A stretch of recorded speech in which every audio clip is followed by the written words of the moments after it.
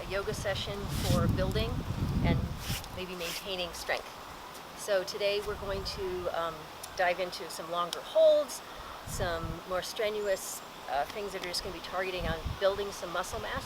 And the caveat here is that just doing this one time, it's obviously not going to make you super strong. But if you visit this practice a couple times a week or do some of the things in it on your own, then you'll start to notice yourself getting stronger. If you're not there yet, then you're just going to come out of the holds whenever you need to, maybe dive back in if you can, and just modify in any way you need to.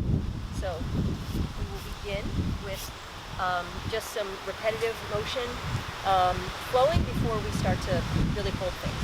And it's pretty windy out today, so I'm hoping that the wind on the microphone is not too bad, but we'll see. Okay, so come to the front of your mat and stand up tall. And breath is going to be really important in this practice, so making sure that you're letting the breath flow in and out and you're not holding your breath and gripping a lot. Because as much as we want to build strength, we don't want to build stiffness. Okay, so take your arms over your head as you begin, and then folding down as you exhale. Start with the right foot going to the back of the mat, and then the left foot back. Downward dog for a few breaths here. Feeling your base supporting you. It's going to be really important throughout today to have your whole hand supporting you, not just your wrist joint. And then breathe your belly forward. So our first strength move, plank pose. You're going to exhale as you lower. Let's go to the floor the first time. Let your toes go in the back. Lift up, feeling working in your back. Rising up if you can, either on your toes or on your knees. Through a plank pose and back to downward dog. Now you'll bring the right foot up to the front between your hands. Stay here for a moment, really working the back quad, straightening your leg out, and then up to the front. Fill up with air and empty, stretching, going with gravity now, and then standing up tall. Hands down the center line. Exhale, and breathe in, emptying out. Do the same thing with the left foot starting back. So left foot to the back of the mat, strong left leg, right foot back to downward dog. Taking this opportunity to inflate fully. Next time you're inflating, come to high plank. Go to the floor again, or go to the low push-up this time if you're ready for that. Let your toes go flat in the back, lift up. An upward dog, or you're sticking with the cobra, and then moving back to downward dog. Important to use the core strength making the transition from upward to downward dog so you don't hurt your back.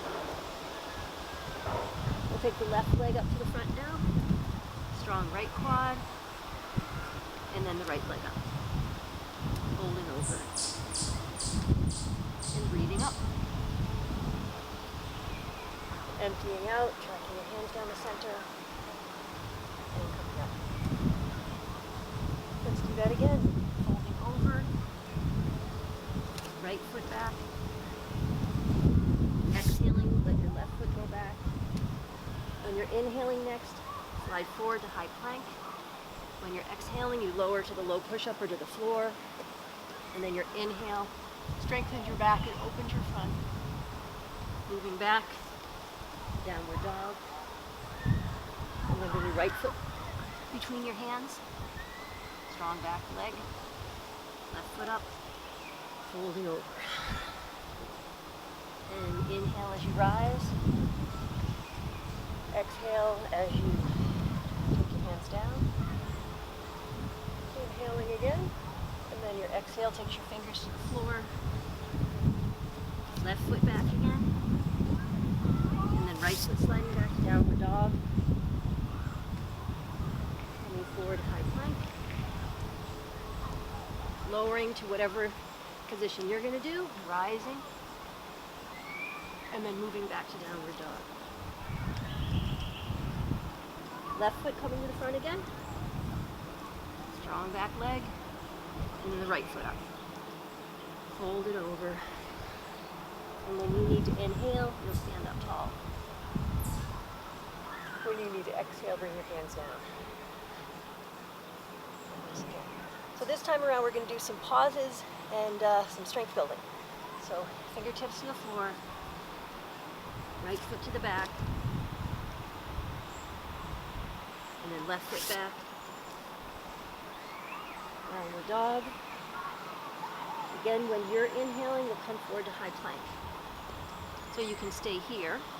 You can come to your forearms. If forearms is too much, you let your knees come to the floor, or you're staying with a long body.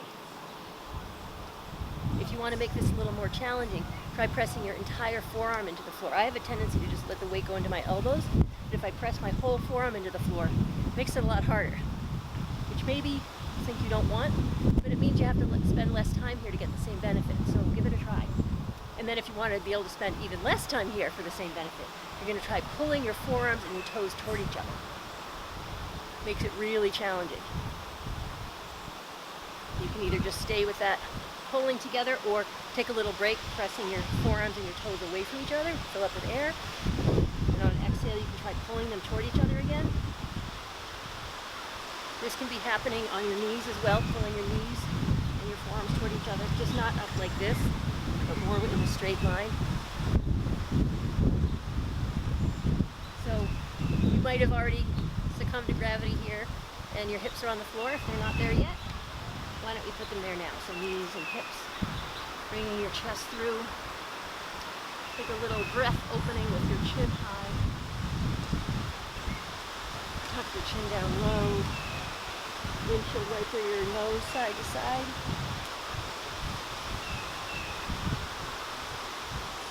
And then let your head be in the middle.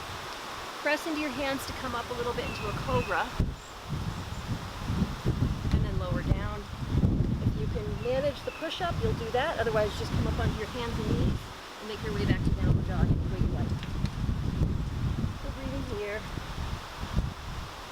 And then bring your right foot up between your hands. Left foot up to the front. Folding over. And then standing tall, arms overhead. Hands down the center. And then hands overhead again. Take it down. Left foot reaching back. Right foot meets it for downward dog. And we'll come forward again to a high push-up. This time, stay up on your hands if you want to do push-ups. If you want to do the plank pose again, you can do that instead. So, legs straight or your knees on the floor, either way. And you're going to make sure that you're exhaling as you lower. So, let your breath go, and then inhale as you rise. The more slowly you lower, the more work you're going to get on your biceps. So it won't be all just tricep work. So exhaling as you lower, inhaling as you rise. If you can, you're pinning your elbows in toward your side body.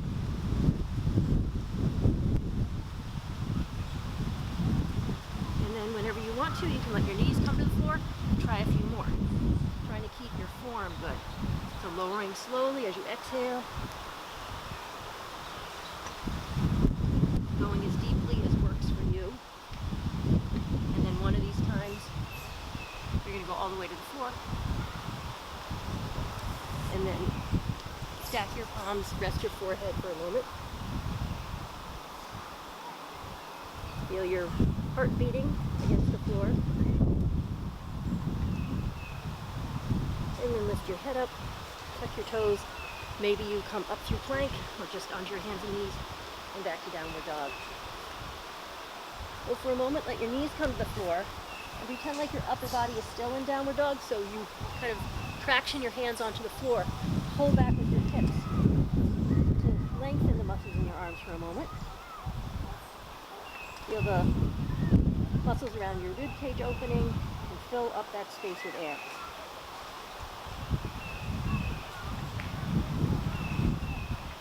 Coming back up. Downward dog. You can keep your knees bent if that feels nice on your back. Maybe allowing your heels to drop down after a few breaths there. And then bring your left foot up to the front. Right foot up to the front. Rolling over.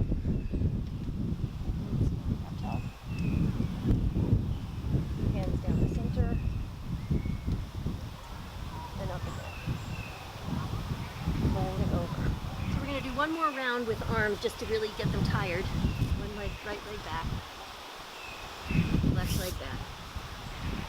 And then we'll do a little work on the legs. Coming forward again. This time you're going to do little knee taps. So letting your knee tap down, coming up, knee tap down, feeling your heels pulling back. So knee taps down and then your heels pull back. Breathing in, exhaling as you pull back.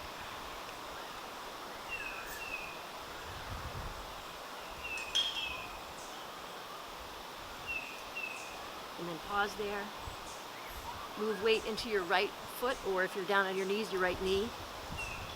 And do 3 pointed support for this pose. And then switch to the other foot or knee. Keep breathing. Don't hold your breath. Don't breathe in your face. And then all 4 down again and lower to the floor. Lifting up, strengthening your back, and lower down, rising up and back to downward dog. So bring your right foot up to the front now. Let your heel come down in the back, coming up for Warrior 2. So we're just going to begin with a long hold here. We can do some things to distract ourselves. So remember that you can be whatever distance apart your feet need to be so that your right shin, the front of the shin in front, is approximately parallel or perpendicular to the floor. So if you start to get tired down low, if you're starting low and you start to come up high, just bring your foot in a little bit to keep the front shin approximately straight up and down-ish. So starting low, making sure your outer thigh muscles are working to keep your front knee in line with your middle toes, not caving over toward the big toe side. So even though this is strong work on your legs, for people, especially people who have not done a lot of yoga, holding your arms up like this can be very tiring. Work in the deltoids.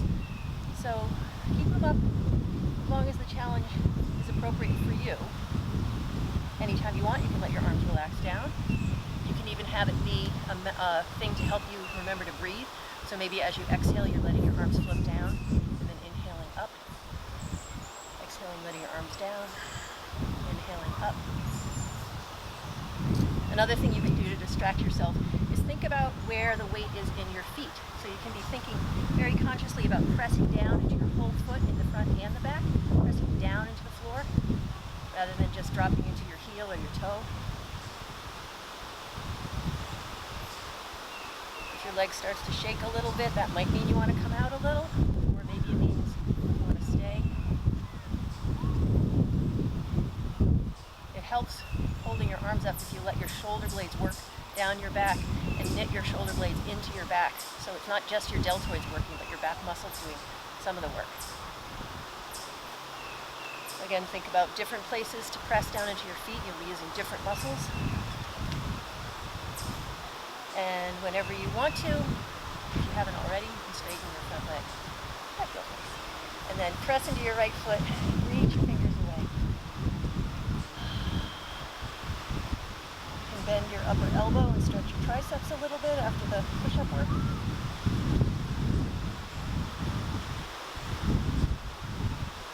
And then we're going to go back to Warrior 2. But we're not going to stay here for a long time. We're going to come back up, straightening the right leg.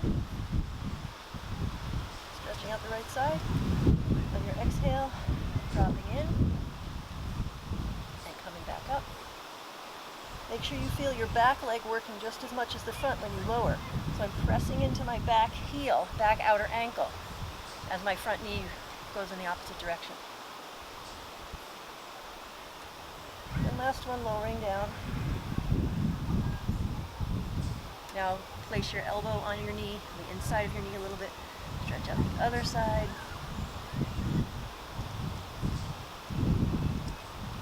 And then pivot so one hand can be on either side of the front foot. Slide your right foot back. And downward dog. Or child's pose. If you want to skip the vinyasa, going through.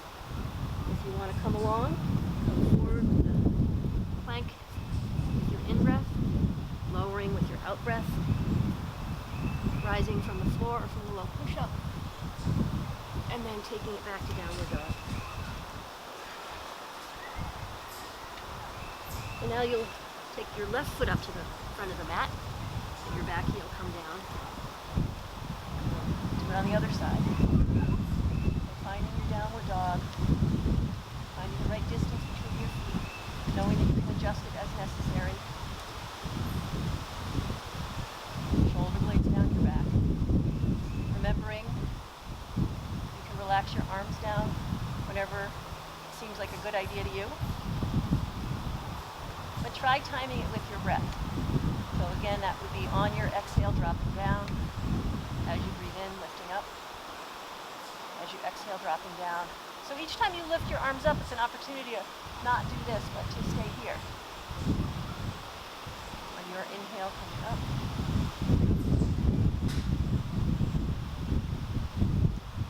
Again, remembering the little trick to press into different parts of your feet. So if you're mainly weighting the inner big toe side of your back foot, if you press into the pinky toe side, your back leg will feel different work going on. By the same token, if you're pressing mostly into your toes in the front foot and you move some weight into your heel or the whole foot instead, different muscles will be working, and it's a little break for those muscles that are getting tired. And you're strengthening different aspects of your legs.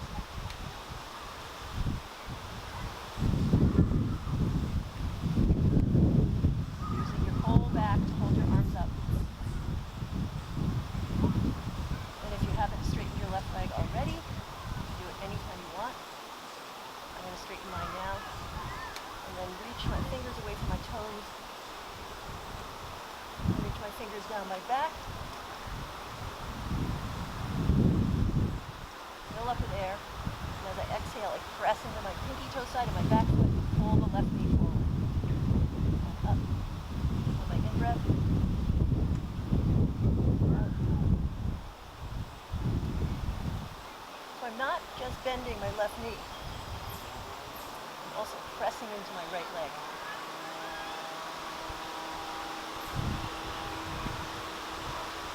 Last time, staying low. And then slight angle. So your left elbow rests on your left.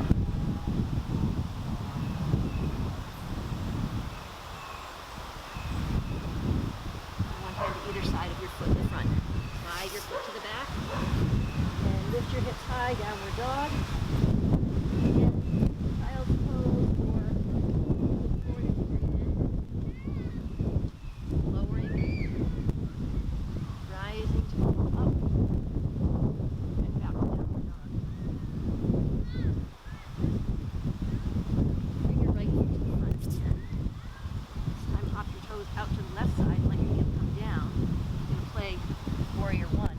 So a lot of the work on the front leg is going to be similar, but it'll be slightly different again, using your muscles in a little different way, finding that distance between your feet front to back where your knee can be stacked approximately over your ankle. So again, the back leg is a big key part of all of this. Press into your foot, lifting your inner ankle as much as you can, and then trying to even your hips toward the front, and then let your rib cage and your shoulders stack up on top of that if you can. Finding the appropriate bend for your front leg for a long hold. And trying to think about not allowing your frontal hips to drop down toward your thigh as much as you can. So keeping a little space there. You can even take your hand to your hip bone and press away. Trying to keep your torso a little more vertical. Arms can be up overhead, so different action. Anytime you feel like they're feeling a little heavy, you can just let them drop by your side.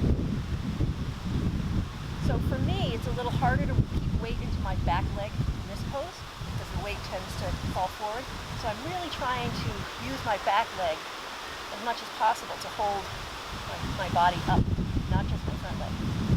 And again, useful to try bringing weight into my heel rather than dumping it all into my toe in the front foot.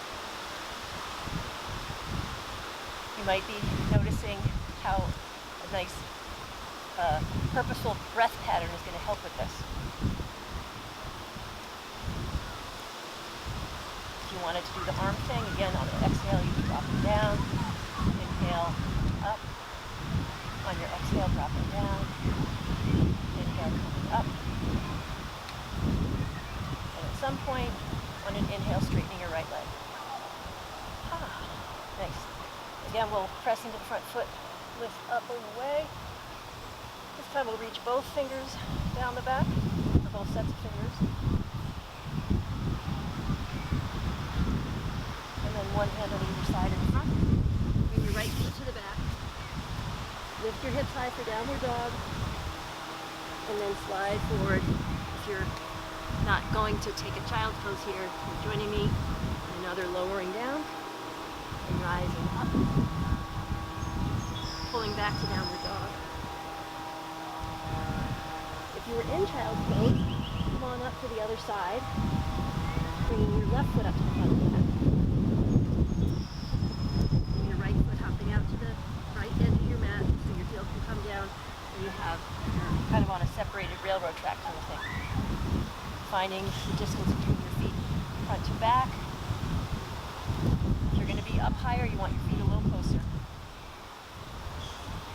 Pressing foot to the ground in the back, lifting your inner ankle, creating space in the front hip area here. Arms overhead if that's where you're going. Breathing. One thing you might notice is that when your arms are up over your head, you can take more air in. Let it slowly out through your nose. Don't hold it, don't grip, don't grimace. If you find yourself grimacing in your face or you're gripping in your breath, then you're working too hard and you need to come out a little bit. Either come up a little bit or just come out of the pose altogether.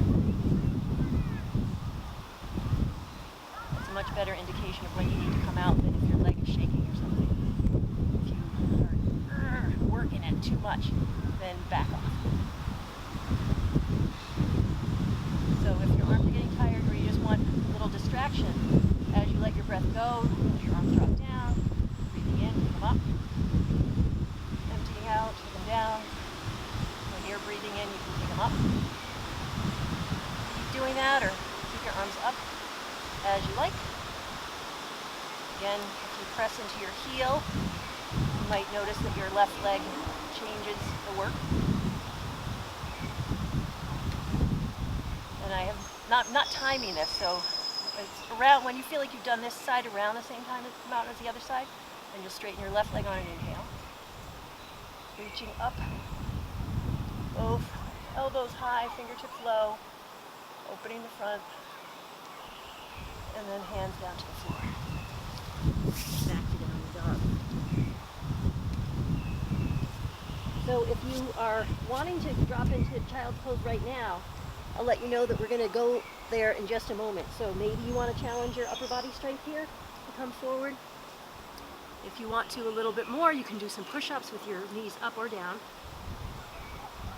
knowing that the next thing that I'm going to offer is a child's pose. So challenge yourself appropriately. When you feel like the connection between your torso and your legs is starting to get a little loosey-goosey, you can let your knees come to the floor, exhaling to lower, inhaling to rise. Slow and with control. Again, not gripping in your face. Don't go as low. Just make a micro bend if you're gripping in your face. And whenever you have done,